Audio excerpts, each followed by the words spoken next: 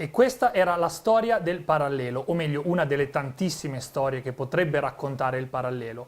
Un racconto che abbiamo voluto ispirare ai grandi capolavori del maestro Sergio Leone dei spaghetti western per celebrare oggi quello che è stato il grande trionfo, la grande sparatoria, abbiamo definita così, che ha vinto Marta Bassino, oggi oro nel gigante parallelo, prima medaglia azzurra, prima medaglia di questi mondiali per la nostra nazionale e sicuramente un bel viatico per quello che succederà nelle prossime giornate che ci condurranno verso la fine, no, di questi mondiali. Io però faccio fatica a restare serio perché questo è il momento che aspettavo da 2 settimane, quindi faccio il possibile per mantenere un po' di serietà, ma abbiamo un ospite veramente speciale che è Marco Massarotto, fondatore e CEO di Nippon Concierge. Buonasera a tutti. Benvenuto Marco. Grazie mille. Che ha portato un ben di Dio che non saprei neanche da dove cominciare.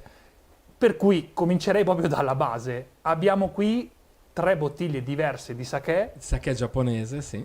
Che cosa sono? Beh, il sake è un fermentato di riso, occupa nella cultura giapponese il posto che il vino occupa nella nostra cultura. L'associazione giapponese dei produttori di sake è partner di Cortina 2021 perché ci sono tante, è molto più vicino a noi di quello che è sempre il Giappone, la sua cultura e anche il suo sake, che viene fatto proprio in questo periodo dell'anno, mentre nelle piste di Cortina si scia, i giapponesi si alzano all'alba per la fermentazione del sake, che è un rito tradizionale come quella del vino da noi, diciamo. Assolutamente, io ho già gettato la maschera prima mentre facciamo 4 chiacchiere dicendo che non ne conoscevo abbastanza, non ne conoscevo e adesso so di non conoscerne abbastanza perché la mia idea, la mia immagine del sake è quella un po' stereotipata, no? Della cucina orientale che arriva sotto forma diciamo italianizzata, mentre invece tu hai cominciato a spiegare, e lo facciamo per tutti, che in realtà c'è dietro una complessità e una tradizione, cultura millenaria. Sicuramente millenaria. Qui siamo nel Giappone più autentico, diciamo così, un po' sulla strada di Marco Polo, no? Che andava e tornava. Siamo nel Giappone più autentico e abbiamo selezionato 3 sake da far degustare durante questo evento. Il sake è un fermentato di riso. Sono tante, non solo c'è poca conoscenza, ma ci sono anche dei pregiudizi e delle idee sbagliate. Si pensa che il sake sia un superalcolico, un distillato che si beva solo caldo, che si beva dopo cena come digestivo. È quasi tutto sbagliato. Sia anche caldo, freddo o caldo, a seconda del clima, a seconda dei piatti con cui si abbina, ma è un fermentato di riso tra i 12 e i 16 gradi. Vedete le bellissime bottiglie, ne abbiamo scelta una bianca come le piste e una d'oro come le medaglie, visto che siamo ai mondiali di sci di Cortina, e una marrone, abbiamo detto, come il bosco, se uno beve troppo dove poi ci troveranno ci troveranno domani nel mattina. bosco. Esatto. Ed è un prodotto gastronomico che sta avendo molto successo nel mondo, si sta finalmente globalizzando e internazionalizzando, e anche ci sono produttori che spuntano, anche qui nel Veneto, a Feltre c'è un gruppo di ragazzi che fermenta il sake, e riso, acqua, un fungo naturale per donare gli zuccheri che il riso non ha, e lievito. E magia probabilmente. Sì, perché... no, la magia, sì, certo, ma è come tutti i prodotti artigianali, diciamo, ma senza conservanti, senza solfiti, quindi un prodotto molto piacevole, molto sano e molto gustoso, oltre che tradizionale, diciamo. Prima di entrare nel dettaglio proprio del prodotto, perché non ti aspettare che rimanga qualcosa sul piatto, perché assolutamente esatto, voglio scoprire tutto. Vorrei fare un passo indietro, perché in questo angolo di Casa Veneto abbiamo scoperto la storia di tante avventure aziendali che poi danno forma al nostro presente. Quindi sono molto curioso di scoprire come è venuta a te la passione di dire questa è una roba che voglio fare. Ma viaggiando, inizialmente molti anni fa facevo dei viaggi di business, mi sono sempre occupato di comunicazione e quindi i miei primi viaggi in Giappone erano di lavoro, di business come agenzia seguendo dei clienti. Ho conosciuto una cara amica, Melinda Jo, grande giornalista enogastronomica, ho fatto una degustazione di sake in Giappone e come tutti dico avevo tutti i miei pregiudizi, ma il sake è un liquore. Benvenuto! Sì, no, ma adesso ormai sono 10 anni che mi occupo anche della divulgazione del sake. Ho scoperto quanto poco ne sapevamo, pur conoscendo il Giappone, amiamo tutti il Giappone, amiamo la cucina giapponese, il sushi, i manga, i manga, le arti marziali, ognuno ha le sue passioni, ma non conoscevamo questo pilastro della cultura giapponese, come appunto il vino da noi. E quindi ho detto questa storia, io mi sono sempre occupato di comunicazione, va raccontata. Abbiamo organizzato tante edizioni di un Milano Sake Festival, ho scritto un libro che poi ti lascio qui in omaggio, che si chiama Sake, il Giappone bottiglia, in un perfetto, bicchiere, allora cioè ce ne sono due. Fantastico. E fino ad oggi, insomma, siamo qui per far conoscere la bevanda, ma anche la cultura che c'è dietro, che della cultura del sake e la cultura del Giappone. E viaggi, anche il turismo enogastronomico, vale anche in Giappone. Visitare le cantine di sake proprio in questa stagione dell'anno, mentre si fermenta, a parte che in Giappone c'è anche della neve bellissima, è un'esperienza straordinaria e unica. E infatti l'abbiamo chiamato il figlio della neve, perché nasce in montagna, nasce nella stagione invernale, nasce dall'acqua pura che sgorga dalle sorgenti di montagna, e quindi vedi che è molto più vicino a Cortina di quanto si pensasse. Allora, prima di entrare nel dettaglio di questo figlio della neve, che ho un po' di domande su come viene fatto, mi permetto di farti una domanda un po' piccante sì, quasi quanto il piave stravecchio che abbiamo qui davanti. Sì, perché effettivamente il nostro paese è uno tra i più conosciuti al mondo per le sue eccellenze enogastronomiche. Quindi immagino che portare un prodotto di estrema qualità, anche se di estrema qualità, e su questo non ci piove, no? Però all'interno di una struttura come la nostra, dove ognuno ha la nonna che è la migliore del mondo, la cucina regionale che è quella... Non deve calcio, tutto, siamo i migliori del mondo a far tutto. Esatto, non deve essere facile. No, mi hanno detto di tutto. Esatto.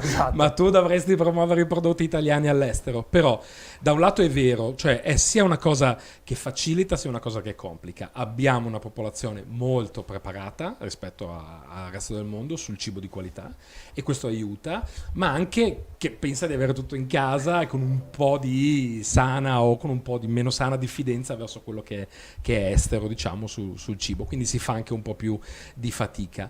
Ma primo, promuovere il sake qui aiuta a promuovere il formaggio lì. Chiaro. E le culture sono sempre un ponte, sono sempre a due vie, e quindi come dire, si finisce per fare la spola tra i due paesi. E secondo, io preferisco, ho viaggiato anche in tanti altri paesi con la promozione del sake, preferisco un pubblico un po' più difficile ma più preparato, perché poi si innamora del prodotto e perché la nostra cultura offre straordinarie opportunità anche di abbinamento. Il sake è pensato, fatto, ingegnerizzato, diciamo così, per la cucina giapponese, che è una cucina di fermentazioni, di cibi salati, di cibi sapidi. Incontra dopo 2000 anni quella italiana, ma è un incontro straordinariamente interessante, perché abbiamo delle caratteristiche molto comuni che si sposano molto bene con il gusto del sake. Diciamo che che esatto. Peraltro il riso lo conosciamo bene anche da noi. La complessità della cucina italiana sicuramente è proverbiale, e visto che probabilmente, lo chiedo più per me che per chi ascolta, però immagino che anche chi ascolta si stia chiedendo quali possono essere gli utilizzi. Quali sono gli utilizzi più particolari o più vicini alla nostra cultura? Il sake dà il meglio di sé a tavola in abbinamento con il cibo, il modo in cui viene consumato prevalentemente, principalmente in Giappone. E anche da noi io raccomanderei di servirlo al bicchiere e di abbinarlo. Oggi ho selezionato per te un po' di speck, carne affumicata in montagna, e un piave stravecchio, che è un formaggio della regione. E il piave questa volta mormorò, passa allo straniero, visto che il sake viene da lontano. Facciamo anche scultura, servizio pubblico. No, ma a parte le battute, un piave stravecchio che vedrai come riceverà dal sake una freschezza, una cremosità. Anche il sake ha un retrogusto, ha un finale molto breve che favorisce l'apprezzamento del cibo, e il salato del formaggio, come la salsa di soia, come il miso nella cucina giapponese, farà esplodere il fruttato e il profilo aromatico del sake. Quindi fantastico. Si troveranno, io li ho chiamati nel mio libro i fratelli separati alla nascita, il sake e il formaggio, perché non si potevano conoscere, no? La cultura del formaggio arriva in Giappone adesso, praticamente, allora in questi anni. Cultura tradizionale, molto poco del latte per tante ragioni, diciamo, culturali e biologiche. E lo scoprono adesso, ma ci sono delle similitudini incredibili nella produzione, negli aromi, nella fermentazione e anche nella degustazione di sake e formaggio. Stamattina ero in un bellissimo caseificio qui a Cortina a parlare, proprio a degustare con i proprietari, e sake e formaggio, e dopo 2000 anni si incontrano, ma sono fatti della stessa pasta, come diciamo, hanno talmente tante caratteristiche in comune. E d'altronde è il riso, no? Noi il riso abbiamo grandi centri di produzione del riso, lo conosciamo, non siamo arrivati a fermentare fermentare il riso per bere, perché avevamo la birra, il vino, le grappe, un sacco di altre Non ci cose. mancavano le I alternative. giapponesi, che sono un'isola, diciamo, ricca di tante cose, ma meno di cereali, di uva, hanno lavorato il riso in tutti i modi possibili e hanno scoperto quest'arte, questa tradizione che adesso stiamo Di cui godiamo portando anche nel noi, mondo. fortunatamente. Io, prima di chiederti di versare, Sì. perché adesso questo lo voglio assolutamente assaggiare, ti chiederei un'informazione. Mi hai detto, viene mantenuto nella neve. Sì, ho Io aperto ho per finto te. di sapere. No, Ma abbiamo in portato che questo sake, senso? appunto, diciamo, questo che ho aperto per te oggi è un sake, c'è scritto anche nella bottiglia, snow aged, affinato 3 anni, e in una enorme cantina che si chiama la Yukimuro. La Yukimuro adesso ti chiederò di tenermi un attimo il microfono finché ti verso. La Yukimuro vuol dire proprio la nevaia, quelle che avevamo anche noi nelle case, le buche con la neve per conservare il pesce, la carne, i formaggi. E questa è un po' più grande, perché in questa nevaia vengono affinati 50.000 litri di sake ogni anno, ogni 3 anni, perché resta lì per 3 anni, e nel retro di questa cantina c'è un enorme hangar dove a Niigata, nel nord del Giappone, regione nevosissima ai piedi del monte Hakkai, vengono caricate un'intera montagna di neve che tiene la temperatura a 5 gradi fino all'inverno successivo e così via. Quindi si usa la corrente elettrica solo per accendere la luce quando si va in visita, diciamo, ma è un sake anche sostenibile, no? Certo. Perché non usa l'energia elettrica pur affinando nel freddo. Questo lo rende particolare perché sviluppa profumi di miele, di zucchero filato, mandorle, tutti quelli classici della maturità, dell'affinamento, ma vedrai che il colore resta trasparente perché affinando in frigorifero, in questo frigorifero naturale, diciamo, è un'ossidazione limpido. controllata. Fantastico. Se ti lascio un secondo microfono che te lo verso. Sì, certo. Beh, mentre tu versi, devo dire che... Vuoi berlo nella caraffina di Cortina 2021? Allora, vada nella caraffina di Cortina sicuramente, poi avrò il buon cuore di berlo quando mandiamo la storia nuova per non far tirare la gola troppo ai nostri spettatori. Tra l'altro sono prodotti che potete assolutamente trovare e recuperare Sì, e abbiamo dato, ecco a te, così, abbiamo dato anche più di qualche idea su come abbinarlo. Certo. Innanzitutto, prima di farti un'ultima domanda facciamo un brindisi. Un Non so brindisi, sì, se c'è in qual- Giappone si tende ad andare sotto l'ospite in segno Ok, di riverenza, ok. quindi lo farò verso di te, kanpai. Grazie, mi fai arrossire. No, figurati. E lo assaggio. Veramente morbido.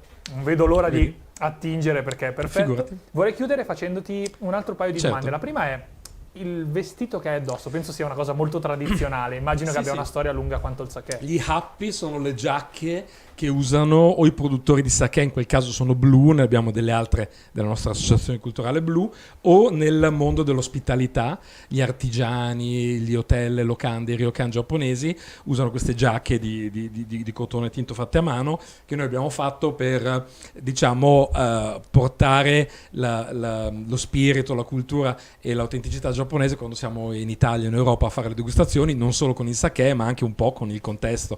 Anche le caraffine che si usano l'abbiamo brandizzata col bellissimo scoiattolo rosso di Cortina, quindi cerchiamo di portare tutta la cultura che gravita attorno al sake, fatta di artigianato, di tante cose, per insomma, bere è esperienza non solo gustativa ma anche, insomma, di tutti i sensi, no? Assolutamente. E visto che hai citato il fatto che il bere sia un'esperienza completa, complessa e complicata e bellissima, Esatto. approfitto della tua conoscenza del mondo orientale, in particolare di quello giapponese, per farti un'ultima domanda un po' più filosofica. Certo. Ogni tanto mi lancio. Sono Vabbè. sicuro che raccoglierai. Guarda, io ho l'interruttore qua, bisogna spegnermi quando parlo del sake, quindi Ci non c'è mandano via i problema. tecnici, Esatto. noi poi restiamo e andiamo avanti. Esatto.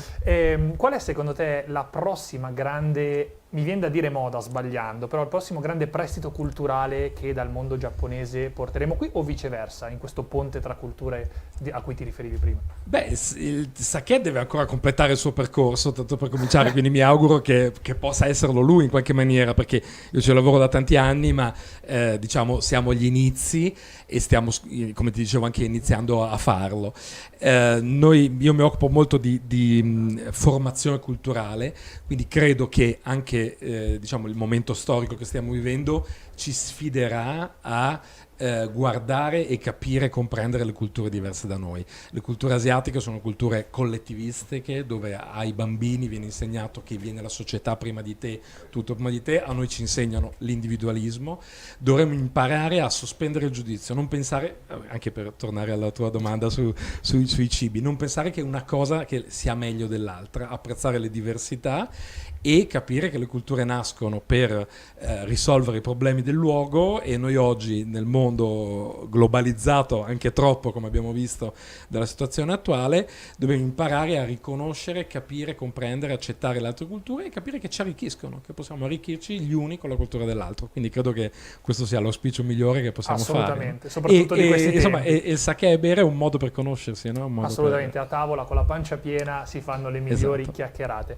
Marco, io ti ringrazio moltissimo Grazie di a essere voi. venuto in visita da noi. Noi proseguiamo bellamente con il nostro aperitivo, mentre Bene. invece per i nostri spettatori abbiamo un'ultima sorpresa nello streaming di oggi. Siamo riusciti ad incastrare lo staff di RDS 100% Grandi Successi qui ospite da noi, che è venuto nella persona di Petra Loreggian, che è stata la speaker della cerimonia di apertura, la presentatrice. L'abbiamo appunto chiusa nel nostro angoletto a farci raccontare qualche segreto e l'abbiamo anche coinvolta in un gioco particolarmente divertente. Con la sua intervista si chiude la nostra giornata e vi diamo appuntamento a domani. Non capivo...